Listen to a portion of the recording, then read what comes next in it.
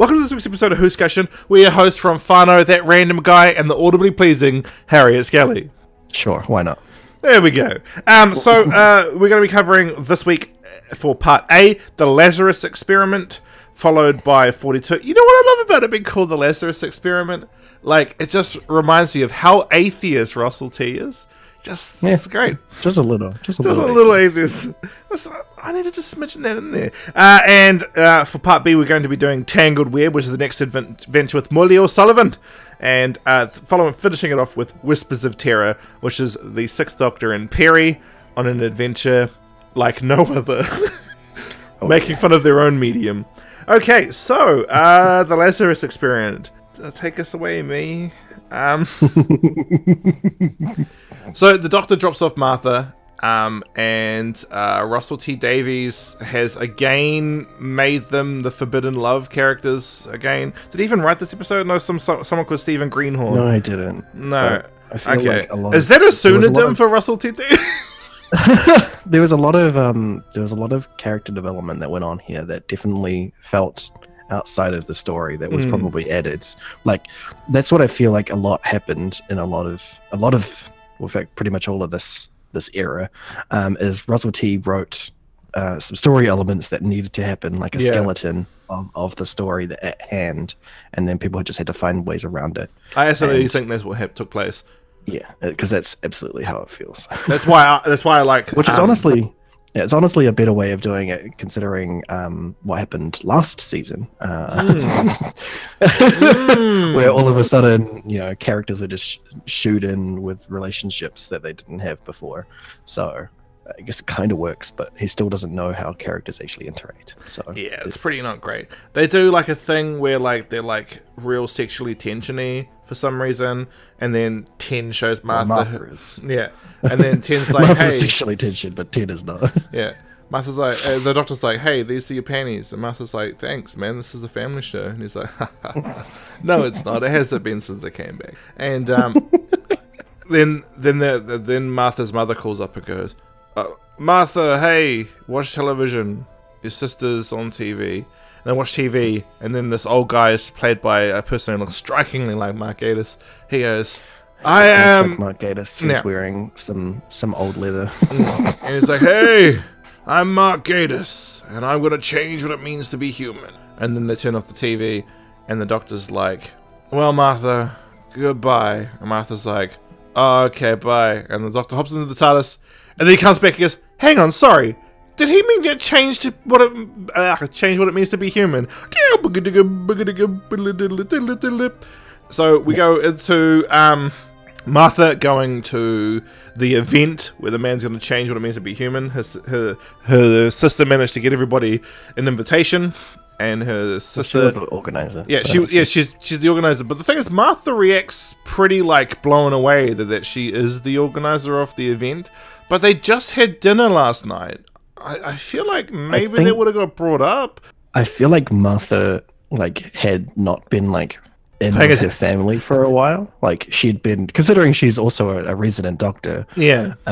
She's probably had a lot on her plate to actually care about her family's social life. Yeah. That's a good point. I can follow that. I can definitely get behind that. And also, she probably would have been not listening to what's going on at the table, because she just fought rhinos and straw vampires. So I can see that kind of working. I just found it a bit odd when she was surprised at her sister's rank, unless it happened literally overnight, which I don't think see that being the case. Well, considering Russell T Davies, it's very possible. Oh, and it just happened overnight, and Russell T Davies. So they go in. The Doctor's like, oh yeah, cool, and then Professor Lazarus is like, I'm called Lazarus, get it? Like the guy Jesus resurrected. Remember, maple syrup is atheist. And then he walks into the thing, and it goes into this device that he's created, and it's like, and the Doctor's like, oh no, it's not working properly, I'm gonna sonic screwdriver it. And then the sonic screwdriver doesn't actually work, and instead he just unplugs the thing. Yeah. That's what happens. And then Mark Gatiss walks out, and he goes, I'm Mark Gatiss. I'm Mark Gatiss. I wrote way better stories for Big Finish. Yeah, he really, really did. And he's like, and I'm wearing a really cool wig. And there's like, and then the doctor's like, hey, this shouldn't be the case. This is not great. And then he's like, you're standing in the way, Doctor, of progress of the future. And he goes, you're using a sound resonance thingamabob. And the guy goes, Mark Gatiss' character goes, I'm Mark Gatiss. And the doctor's not too happy with that response, so he walks away. And then Mark Gatiss and his wife? His profiteur? Yeah. So his business partner. His investor. Yeah. So they go upstairs and she's like, yo, do you want to fully do, you know, the thing? And he's like, nah, not really. I'm young now. And she's like, why don't you just make me young too? And then we could just go about our day. And he's like, nah, I'm not going to do that. And then he's like, you know what? Martha's sister's hot. I want to go make out with her instead. So he tries to make some moves on Martha's sister. But before he does that, he eats his investor. And he's like, oh, I want to go now. And then the doctor goes upstairs and he's like, oh, he ate his investor. That means he's a monster now. And then he says some Russell T Davies maple syrup science instead of real science because they didn't have scientific advisors on NuWho. And then he goes, and then they're like, hey, we need to find out what's going on. But Martha also had her hand kissed by him. And the doctor, that also, hey, let's go have a look at that DNA somehow. And then they go in there and then he's like, hey, do you know you actually need like a bit more DNA than this to like do what we're about to do? Also, that's not... Yeah, when they look at the double helix, that's no guys, no, that's no. The double helix is just like a representation of what it looks like. Well, it's a graphical model. Right. But the thing is that like they're looking at it and they're like, oh, this is what DNA just looks like. And I'm like, yeah, no. And your general DNA scanner, your general DNA scan comes out looking like an X-ray that's like lines. Yeah, exactly. It looks like lines. And a chromosomal pattern. But that's chromosome testing. DNA testing is a similar beast, but still slightly different. But at the same time, if they've somehow, let's say that they've managed to develop a device that's able to view it in real time, or even just say they developed a device. This is probably a better analogy. Is they've developed a device that is capable of showing that that chromosome view in the double helix view instead. That's a fine thing to do. There's no real necessary reason to. But say they did that. They wouldn't be able to see it in real time. Is the problem that I'm going for here, is because when you scan DNA, you generally destroy it when you do it. Yeah, exactly, right? So and then they're like watching it in real time, like live, and it changes. And they watch it like mutate, and they're like, oh, and I'm like, no, I'm not even a science buff, and I know this is wrong. And like for someone like me who's not even like scientifically like minded, to just look at this and go, that's not science? That's bad. That's bad. I should be whisked away by this show. Like, classic Doctor Who. I'm sorry we keep bringing that up, guys, but they did it way better. All right, let's watch the third Doctor's run. And outside of reversing the polarity, he's pretty good. Just they even mention that in this episode. But, they fully do. Don't mention my favorite Doctor in your shitty story, please. Thank you. And so they're like, oh, cool. He's turning into this monster thingamabob, and that's why they went upstairs to check, but then they saw that lady was dead, and then they're like, oh no, he thinks my sister's hot, jeez, he's gonna kill her. So they go up, and he's just like, hey, I think your sister's hot. And Martha's like, get away from him, he's a monster. And then his sister goes, oh, was that just to lead into this really dumb reveal joke? And then it did, and the reveal joke happened, and they're like, no, you're a monster. So she has some... It's kind of like comic relief, but it's actually like good character development on her part as her kind of personality, where the way that she's like, oh yeah, the like him turning old, like being an old man sort of thing is a bit weird, but you know, and then turn around and he's a monster. It's like that actually kind of works here, but still, this is dumb. Yeah. So the doctor's like, oh cool, I'm gonna do some stuff to the thing, and then they start blowing up rooms with gas. They do all this other stuff. They're trying to make it real James Bond-esque, and then why are they in a school laboratory, by the way? Well, it's meant to be at this facility, but the thing is that you can totally tell it's not. Yeah, they've got like the Bunsen burner things on the things. And I'm like, yeah, like labs do have that, but they generally don't look like that. Yeah. Also, if he did have a lab that was working on genetic modification, it would be significantly more locked down than this room is.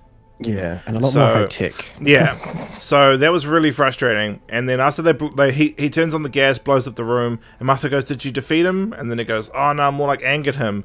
And I was like, "Look, I know he's mutated, but that made him explosion-proof. How exactly?" But it did somehow, and that really annoyed me. Especially considering he looks like he's I have to do a quick segue to talk about the goddamn bad CGI. yeah, let's do it. Yeah.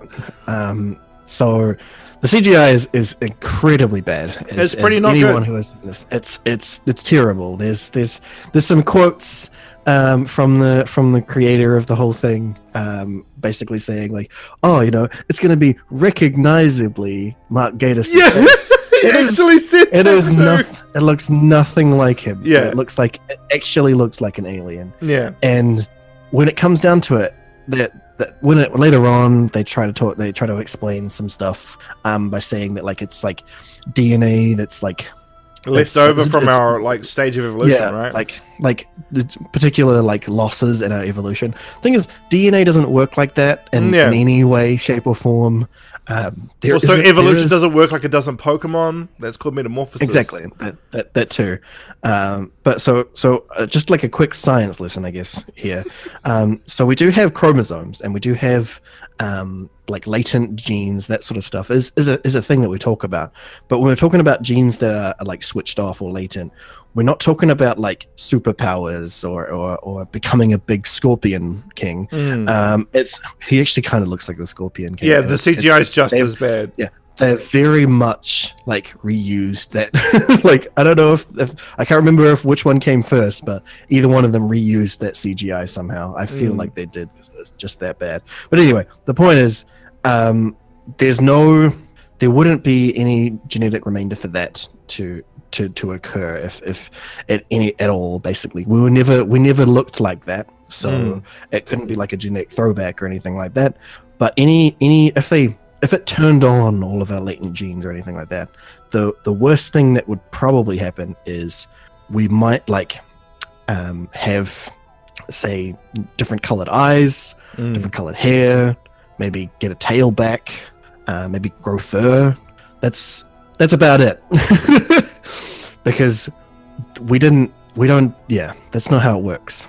But also just to take it a little bit further. So let's say that was what they went for instead. They did a practical effect and they made him, you know, just look like he's mutated, right? Got a tail. Yeah, make him just look like a primordial ape, basically, but like more carnivorous. That would have actually been really cool to look at, because then he could be like kind of Wolfman-y, and actually, you know, they could properly rip off Dr. Jekyll and Mr. Hyde and actually have it look like, you know, like Mr. Hyde. But anyway, point is, the machine that he uses and the way that they explain it is it's a sonic device. Like the sonic how does sound do that? Yeah, the sonic screwdriver that is apparently like doing something to the DNA that causes that, and that's not how that works either. You can say that sonic waves at a certain vibration would maybe disassemble cells at a molecular level. I don't know what sort of frequency that would be, but it would be crazy, and it still wouldn't look like that, like the laser beam thing that was going on. Yeah, the light show. But I guess it's just the way that it goes. It would, you know, it just looked like a big sonic screwdriver, really, when it comes down it actually absolutely did. So it should have just acted like a sonic screwdriver, really, when you think about it. But anyway, the point is that if let's say that does it somehow the sonic device is able of changing genetic material, what makes a person old is a particular thing that happens when your cells split. and your DNA degrades effectively. So there's a couple of things that happen in your body to try and negate this. Things that check your DNA every time you do a split, or every time your cells reproduce. They check to see if everything's okay, but there's bits and pieces of it that get lost because it's not entirely perfect. So the only way for that to get fixed is for those broken bits of your DNA to get replenished. Generally, what most scientists think about when they try to get to something like that is having some sort of like template that we use to put that onto cells to regenerate people, because there's a lot of scientists who are trying to work towards regeneration in some way, not like doctor way, but regeneration in some way. So being able to do that template thing, that would work. Or the way that there's a particular type of jellyfish do it, that they just they go through a life cycle that regenerates it every time they have sex. But anyway, the point is that if the sonic device was capable of changing genetic material, it wouldn't be capable of performing that sort of regeneration. That's not what it does. So these two things that you're pointing at here, the him becoming younger and becoming a monster, don't work. They're not one and the same, basically. Like if the way that he became younger was him injecting some DNA of different types of animals, like an even worse sci-fi, then maybe you could be like, okay, sure. But that's not the case here. Like, so and what really annoys me there is they could have actually, since they're pulling a lot from Dr. Jekyll and Mr. Hyde, but they didn't pull enough. Like the fact that when he turns into a monster, he's still got the same personality. That really irked me. But they could have gone that route and made it some sort of chemical that sort of reverses this degradation. But this whole sound wave thing, and like the fact he becomes like a monster that's so completely devoid of humanity, doesn't make any sense to me. Because like if you look at evolutionary ancestry, we still look similar. You look at the sloth, for instance. We know a lot about its genetic ancestors, and they just look like sloths. Yeah, because of the way that we evolved from a primate, in the same way that other primates do. So any genetic like throwbacks that we would have would make us look more like our ancestors, like monkeys or like Neanderthal, not like reptiles or things with exoskeletons. Or bugs. Or big bugs. And also, like, where did he get the ability to suck life out of people as well? That's not a trait any animal on Earth has. Like, maybe if he was like injecting a venom and then like devouring them like a fly does, that would make a little bit more sense. But we're not related to the bloody insect kingdom. Yeah, we're not nearly close enough to the insect kingdom for that to be the case. But also, they do it over a couple of days. Like they inject it. Like spiders do this. They inject the venom and then let it decrepify, and then they just suck the juices out of the thing. He's just doing it instantly, and it doesn't turn into like a cocoon or anything. It's just suddenly a sand person, and they use the same model for the 2 times he does it as well. Oh yeah, that was really annoying. the point is that they had to be females again because they only had one model. But anyway, it's just there's no realistic way for this to work, and it takes you so far out of it, every single part of this, and that's really where the kicker is, and that's why it starts with the CGI stuff. As soon as you start seeing this really bad CGI, you're instantly out of it, and having a practical effect not only would have been easier to do and more it would have been cheaper as well at the time. Yeah, exactly. It would have been more cheaper. It would have been more easy to do. It would have been way better to keep you invested in the story because you wouldn't have been thrown out by this bad CGI, but it also would have been easier to scientifically explain because it's not so far removed from being human. Yeah, exactly. And that's the thing that really annoys me about NuWho not having scientific advisors, because without that scientific backing, even someone like myself, who I wouldn't say I'm anywhere near scientifically knowledgeable, can be taken out by the lack of science. That's bad. That's not good. Don't do that. Because even science fiction that's strictly like out of our real realm of science, like even Star Trek, they still try to have some science elements. Yeah, they really do try to justify why the science is the way it is. Exactly. They really do put effort in there. But of course, obviously, there's plenty of times where things don't quite work that way, and they do like glance over big areas when it comes to that stuff. But when it comes down to it, because they're trying so hard, you can ignore that. You know, you can be like, okay, cool. But episodes like this and the CGI in particular, it's just like they weren't even trying. You know, with the story, they just really didn't try at all. What really annoys me as well is because like the version we watched was the Blu-ray remasters. They didn't even try to fix this model. Like, I was just like, look, guys, you definitely went back over Series 1 a lot. They fixed Series 1 a lot. But just like, did no one care about the story? Because it's awful. Like, it's so hard to engage with it as well because, again, as Harry Skelly was saying, as soon as they introduced that CGI... I can't even call it a monster. That CGI thing that looks like it belongs on the PlayStation 2, which made no sense because the PS3 was out at the time, and there are monsters in Resistance Fallen Man that look more believable than this. So, thing is, okay, here's another thing for you. Is so the head of the special effects department was a Kiwi, right? New Zealander. There is another New Zealand production that happened very recently. Well, actually, a couple of years before this took place. Called Lord of the Rings. Yeah, and Gollum still holds up. And Gollum still holds up because of the mocap work that we did. But that's not even the most advanced thing, or the most big thing that we did as part of that. The big thing that Peter Jackson did as part of, and Weta and just New Zealand Enterprises in general did as part of Lord of the Rings was the work on practical effects and models. And doing that instead of CGI would have been significantly better, and they would have known it because of what happened in 2001 with Lord of the Rings. Yeah. So there is no excuse. Whoever that person was, who was a Kiwi on their team, who said, "Let's do CGI," he is no longer a Kiwi anymore. We've revoked his Kiwi card. Yeah, you're gonna have to get rid of your dual citizenship there, man. You now are just from England. I don't understand his thought process behind that, especially since him and the producer, what's his name, Phil Collinson, thanks TARDIS Wiki, Phil Collinson, you know, in Confidential they were both like, if we want our monsters to be in CGI, we prefer them to be in CGI just because we think it looks more believable. And I'm like, do you know that's the literal opposite, right? Like, that's actually antithetical to what you're saying. And I'm dumbfounded.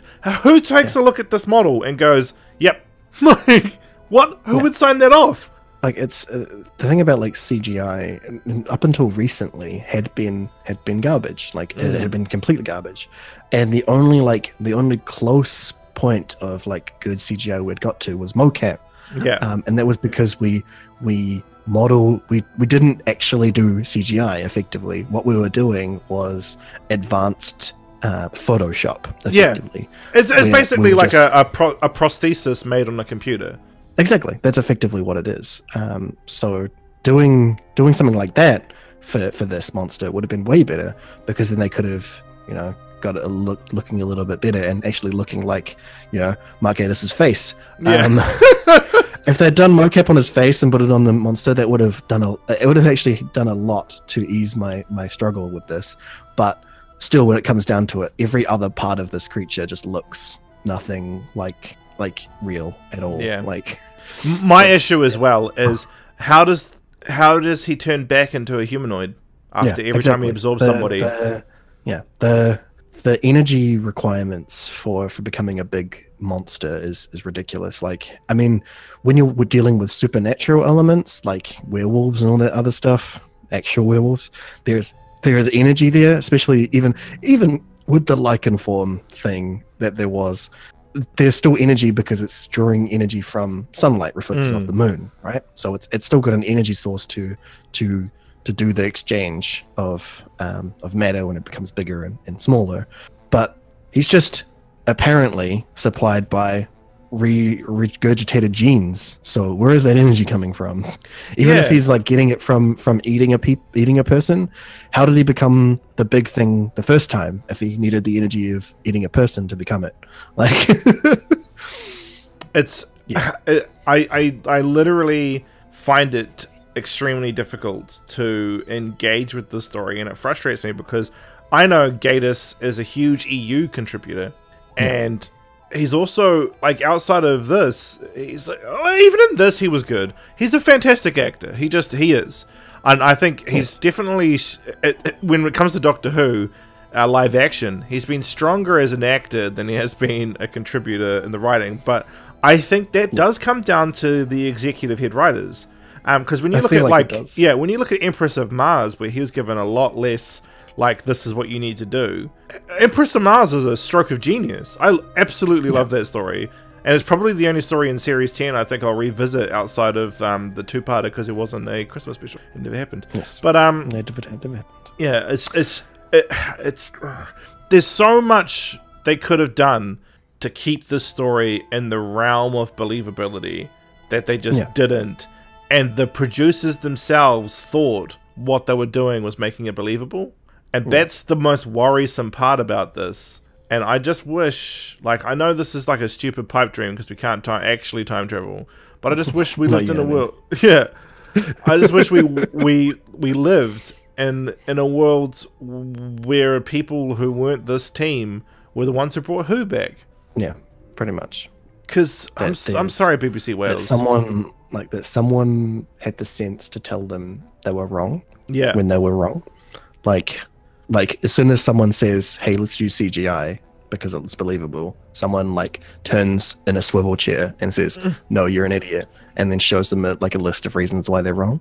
Yeah, that's all we need for a bunch of different things that happen here. Just show them the Scorpion King.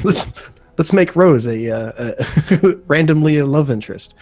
No, that doesn't make any sense. Yeah. It absolutely doesn't make any sense. Please don't do that. Yeah. So why would his love interest be someone who's significantly less intelligent than himself? No, but it's the fact that it's shoehorned in there.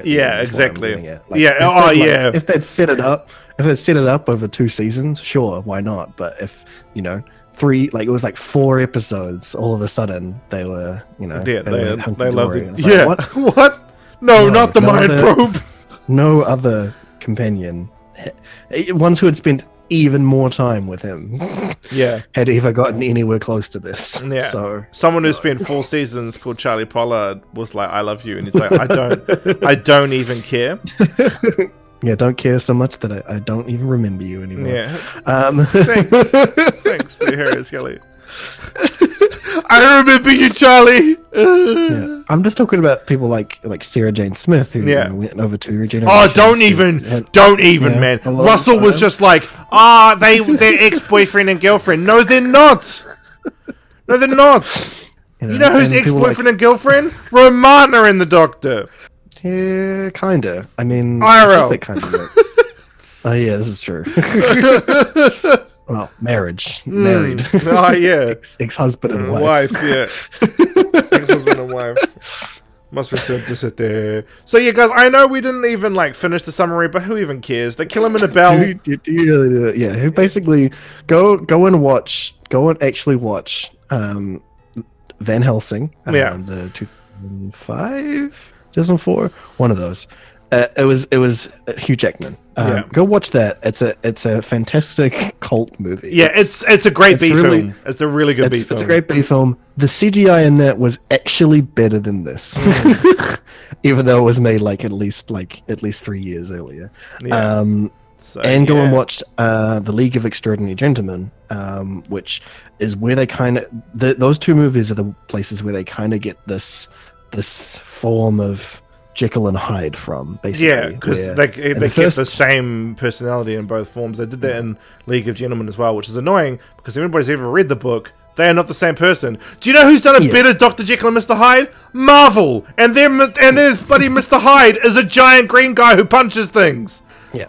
Although in League of Extraordinary Gentlemen, he does have a kind of different personality when he drinks the thing. He can see himself in the mirror. That's a different version of him. But I'm talking about in the Van Helsing one. They are very much the same person. Yeah. And he dies in exactly the same way. Where he gets. Let's talk about that death real quick. Why does he turn back into an old person. He had cured that part. Yeah. So if it was like a drink or a chemical thing that he had done to himself that made him young and caused this monstery thing, then sure, he turns back properly when he dies. That makes sense. But because it was this sonic thing that they're talking about, where it's legitimately changed his chemical makeup to do this, then yeah, why does he turn back? Yeah, why does he turn back into a human? Why does he turn back into a person at all? Like, why doesn't he just stay the monster creature? CGI is expensive. That's why. Yeah, exactly. That's exactly why. So yeah, it's just to do the Van Helsing thing where once Jekyll dies, he turns back into a person and is lying there. You killed him, Van Helsing. You're a monster. Yeah, I'm Hugh Jackman. This is a really good B film. I love even the behind the scenes where Hugh Jackman's just like, if this wasn't a B movie, my guns wouldn't break all the time, and he keeps showing the like behind the scenes guys his broken guns. It's so good. Have you played the Van Helsing Xbox game? Was it Xbox? No, that sounds great though. Was it good? It was hilariously bad. Oh, it wasn't like bad. It was good bad. Oh, that's fantastic. So it was like a playable B movie. Yeah, basically. That's so good. Oh man, not every film needs to be like the second coming of Shakespeare, but if you can pull off not being the second coming of Shakespeare, I can still get behind that. Exactly. Yeah. So I think if they wanted to pull from Dr. Jekyll and Mr. Hyde, it would have been cool if they actually did how the book ends, where he kills himself. And yeah. But the thing is, could you get away with... In saying that, though, in classic Who, the Fourth Doctor ends the brain of Morbius by literally making cyanogen and killing somebody with it. Yeah, I mean, the Doctor's done a lot of killing before. Yeah, and in the next episode, someone does do a self-sacrifice thing. So there was no reason for them to not do the proper ending. Just do the proper ending. Other than they obviously never read it. Yeah. Oh, dude, it was such a I read the blurb. It was such a I read the blurb moment that I was like flabbergasted. Guys, just don't. I know we've been harping on about this for a while now, but it's one of those things where it's so bad you're trying to just cope with it. This is the grief. Right? This is grief counseling for this episode. Anyway, guys, we're going to jump into the next story, but before we do, don't watch this last story we just did. Alrighty, so 40 poo, take us away. Okay, so as the title may invoke some feelings, I'm gonna rip that band-aid off really quick by saying that it's actually a reference to the runtime length of a Doctor Who episode, instead of who it should have been a reference to. One of the great founding fathers of modern Doctor Who. Classic modern Doctor Who. Yeah. Douglas Adams, who is, as any real science fiction buff would know, 42 is the ultimate answer to the ultimate question about life, the universe, and everything, which I guess it makes sense that it's the runtime length of a Doctor Who episode as well. I guess that works. But anyway, the point is, there you go. There's the ultimate question. How long does Doctor Who run for? 42 minutes. Anyway, the point is, it's basically what I feel happened for this episode. I'm going to bring it up real quick. Is RTD said to Chris, "Hey, you need to write an episode you need to give us 42 minutes of dialogue right here, right now, because we got nothing to fill this episode." And Chris was like, yeah, human blue screen. That's actually what happened. Yeah, here's 42 minutes of dialogue, basically. And that's basically what happens. People just talk to each other for 40 minutes while nothing really happens. Other than nothing really happens. Science things that don't work. So yeah, they land on a ship because it's a stress call, because, obviously the stress call. They get out. It turns out that they've landed the TARDIS in not plot device region, where they can't get into it. And it turns out that they're on a spaceship that's going to crash into a sun because the engines are out and someone sabotaged it, blah, blah, blah. Turns out that person's possessed in some way, at least they kind of think it's like an infection at first, but it turns out he's possessed with apparently the strength of a sun. That's so dumb. That's so dumb. Yeah, I mean, if he was like Fist of the North Star sort of stuff, then sure, but not like this. Or if he was like Red Sun Superman. Yeah, that would have made way more sense. But this doesn't. Anyway, point is, he now has like nuclear eyes as well, which also doesn't make sense considering nuclear eyes, man. Yeah, he does the full on. They have the bright white light coming at it, but you're like, that's Superman laser beam eyes. That's what that is. Anyway, point is, they're running around the ship trying to get it sorted for 42 minutes. There's some weird like pub quiz. I hate this.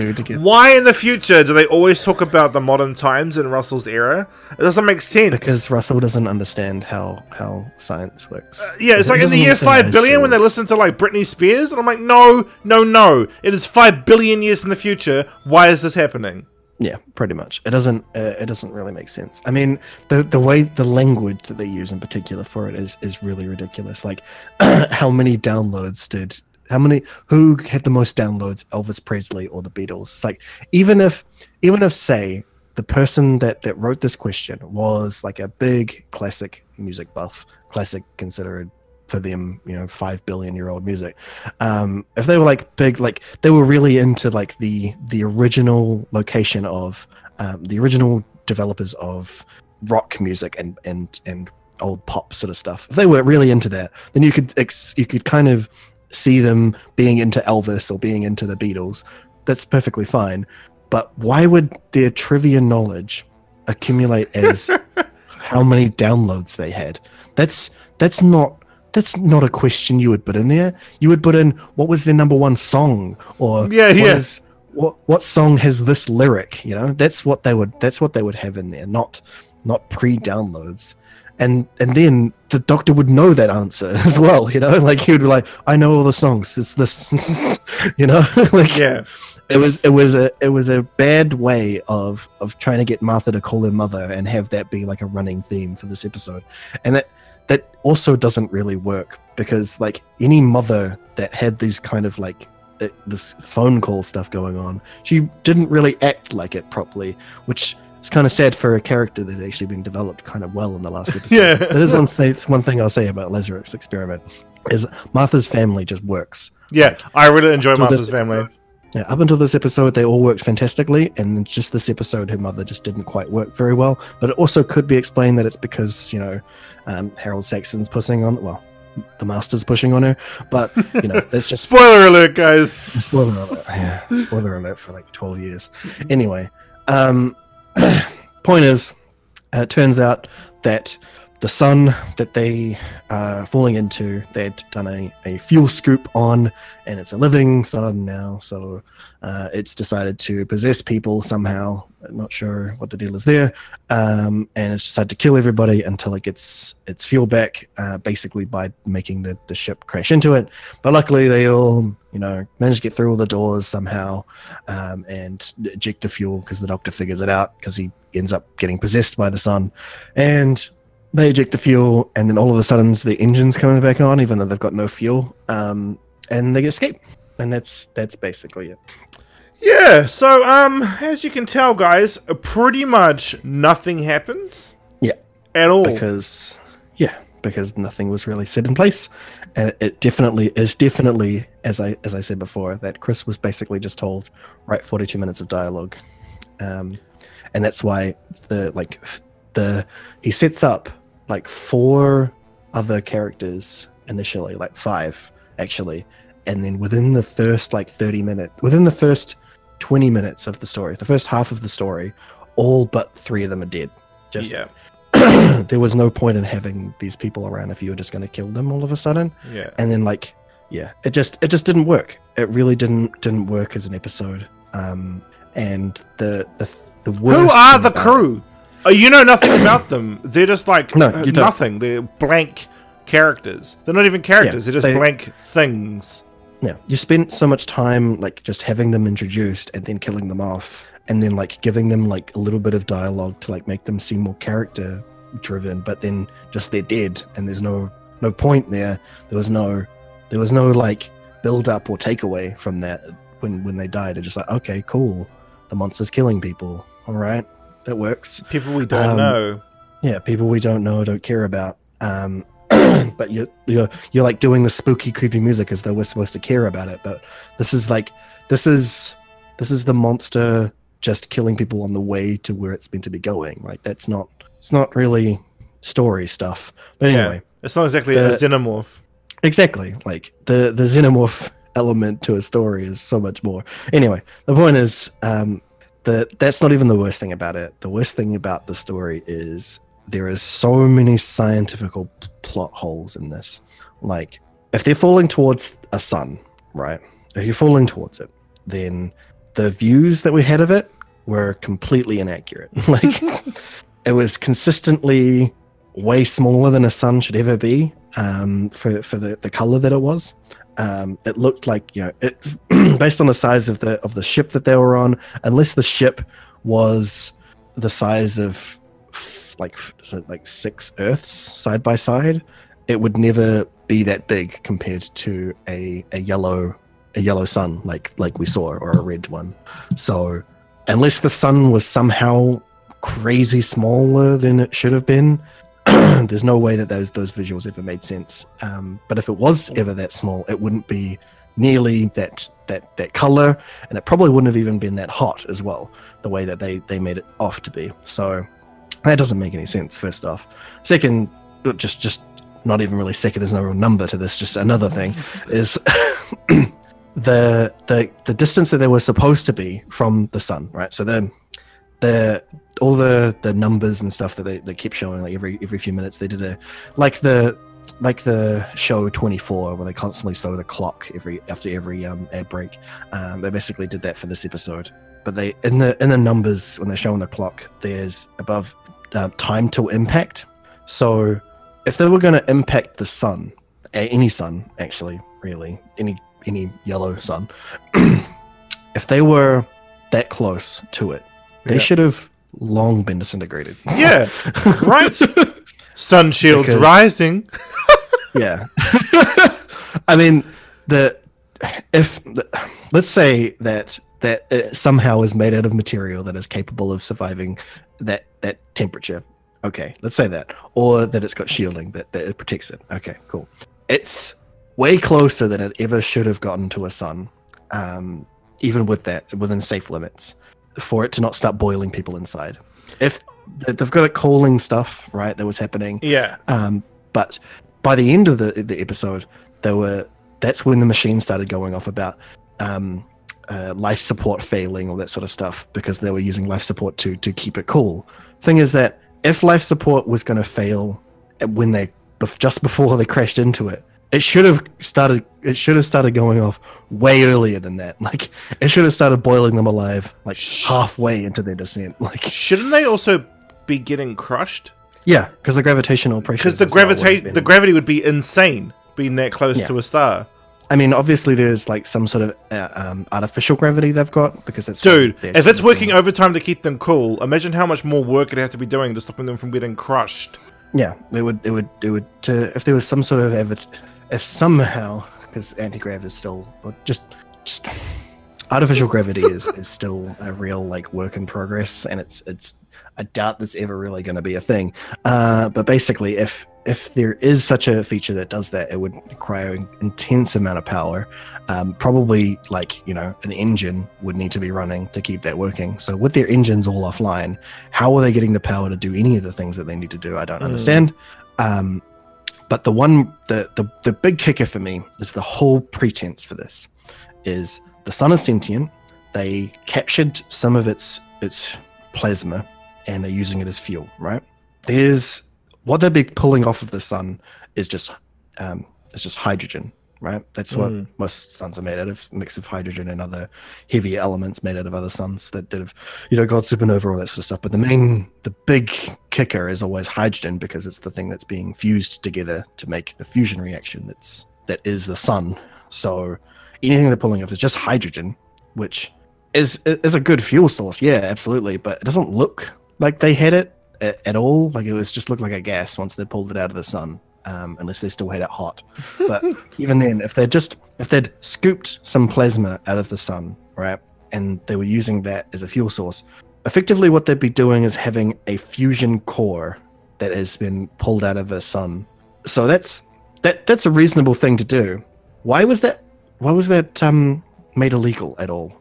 Like, I understand now that because they know there's a sun that's sentient, that would be a good reason to make it illegal to harvest. But they didn't know before. Yeah, they didn't know that before. They didn't know that suns could be sentient before that. So there's no good reason to do that, because the only dangerous thing about getting fuel from a sun is getting too close to it or burning in it. But if you've got the right technology and you're capable of harvesting hydrogen off of the sun, there's no good reason not to do it. Like, it's, why wait? You know, why wait for the sun to burn the fusion and get energy out of that when you could just get it right from the source and make your own fusion reactor? Like, there's no good reason not to do that. So making it illegal was dumb. And it shouldn't have been any reason for it to do it until they did the sun thing. So that element that they put in there, that the reason why she doesn't like say that's what happened and why like everyone's freaking out about it and saying that it's illegal, that's ridiculous. It would have been fine if it had just scooped the sun and it had been sentient. Like, you didn't need to add in that bit about it being illegal. There's no reason for that. Yeah.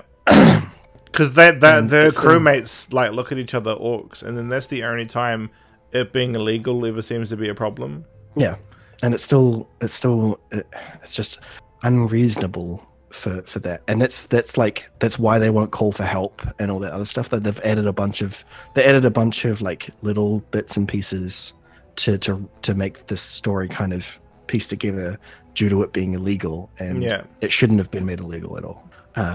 But that's even going without saying that. How would a sun be sentient? First off, I don't fully comprehend that, considering at fusion level temperatures, gravity, and a bunch of different things happening in there, that neurons just would never be able to fire properly. That unless it's like a god that's inhabiting a sun. That doesn't seem to be the case. Also, okay, this makes a narrative issue because Time Lords were solar engineers, so shouldn't the Doctor already be on top of what's happened? And why does it wait until the end of the story before he's like, it's alive? I'm like, okay, you're a high-functioning telepath who comes from a race of solar engineers. Why does it take till the end of the story? Yeah, the Doctor should absolutely know, almost instantaneously, one, that there's more life nearby, particularly a heavy, an extremely powerful psychic operator, because it's capable of psychic projection, right? It's possession. Yeah. So how does he not know it's coming from the start? It's so annoying.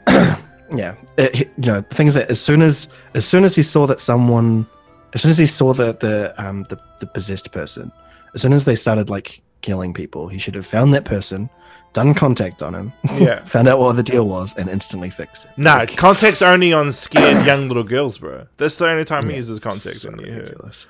But also the fact is that as soon as he saw the sun, he should have known how. As soon as he looked at the system, all that sort of stuff, that being Time Lord you'd kind of imagine that as solar engineers they would know. Yeah, right. Can be sentient or not. I mean, 11 doesn't know that suns can also like, or he's not sure that suns can be cold. Yeah, but even then, that's kind of as part of like the dream sequence. So I don't know. It's really weird because I think a lot of NuWho authors don't know anything about the character of the Doctor.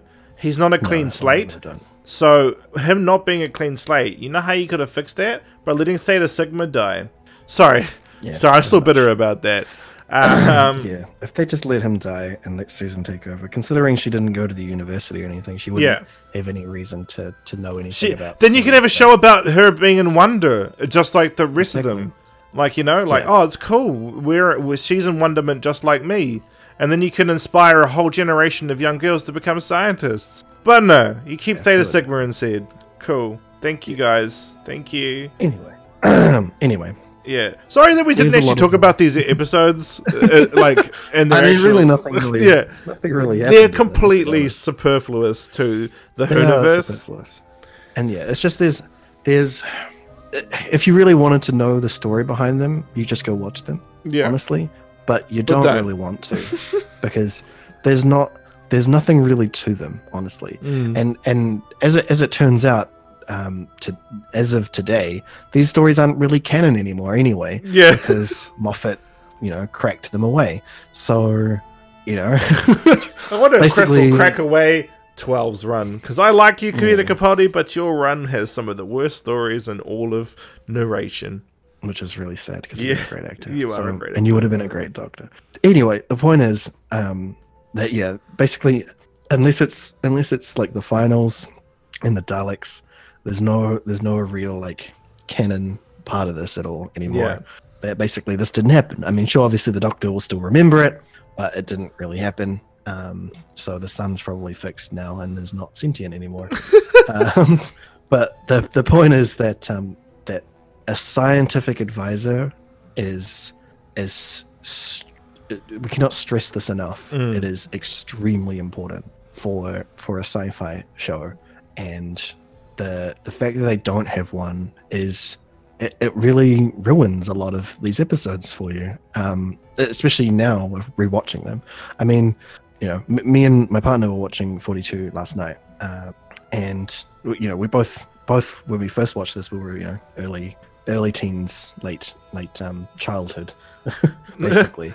And we didn't, as much as we had like the want for scientific knowledge from other sci-fi, as it turns out, going into this, we didn't know enough about science to not see this in the right place, to not see exactly, to not see a lot of the flaws in the science for this.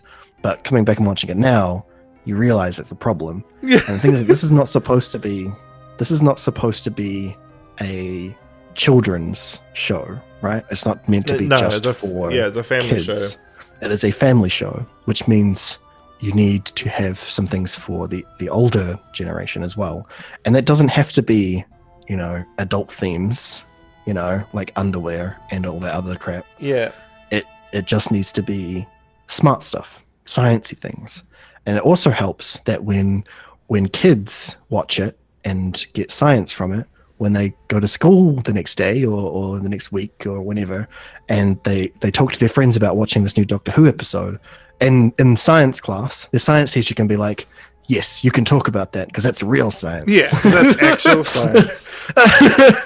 Compared to these days, if you try to talk about Doctor Who in any class whatsoever, people will be like, no, shut up. Yeah, hush now. All right, or I'll give you just what is it called, detention. Guys, Exactly. that's us for part A this week. We're going to jump over to part B, which again will probably be a lot happier. We'll see you there. Yes.